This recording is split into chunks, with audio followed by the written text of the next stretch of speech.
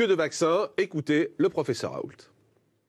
Ce gouvernement doit arrêter de faire la guerre aux traitements qui ne sont pas le remdesivir. On doit nous laisser la possibilité d'utiliser et de tester. Moi, j'ai même des projets de recherche qui sont rejetés dans ce pays pour pouvoir évaluer des médicaments qui ne coûtent rien. Il faut s'arrêter.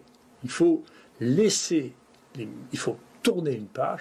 Le Conseil de l'ordre doit nous protéger plutôt que nous attaquer. Moi, je suis harcelé par le Conseil de l'ordre parce que je soigne des malades et parce qu'on a soigné 14 000 malades ici.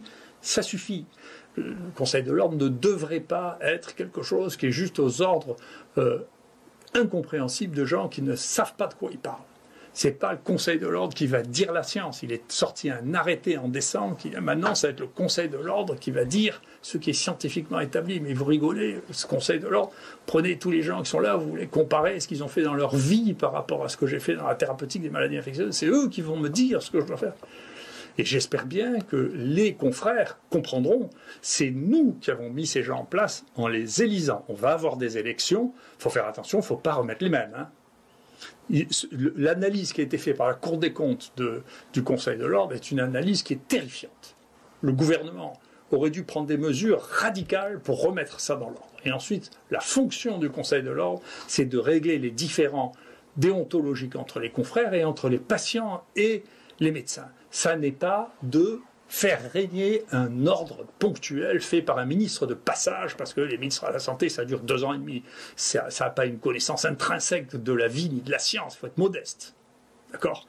Et donc j'espère bien que ça s'arrêtera et qu'on pourra revenir à un monde normal dans lequel, face à une maladie, on va voir son médecin, les médecins doivent recevoir les malades en prenant les précautions pour ne pas être malades, et le gouvernement doit leur fournir les masques nécessaires pour pouvoir le faire.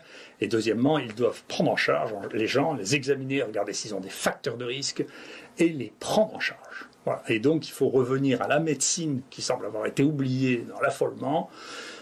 Et quant au risque et à la mortalité, écoutez, on verra, je vous en reparlerai, mais globalement, nous, les gens qui meurent ont en moyenne 80 ans, ce qui ne devrait pas changer d'une manière radicale l'espérance de vie qui est déjà de 80 ans. Donc on ne voit pas très bien comment ça changerait l'espérance de vie qui est de 80 ans si les gens qui ont 80 ans meurent. Bien sûr, si on peut prolonger leur vie, et c'est ce qu'on fait avec des moyens techniques aussi, l'Optiflow qui nous permet d'oxygéner les gens sans les envoyer en réanimation.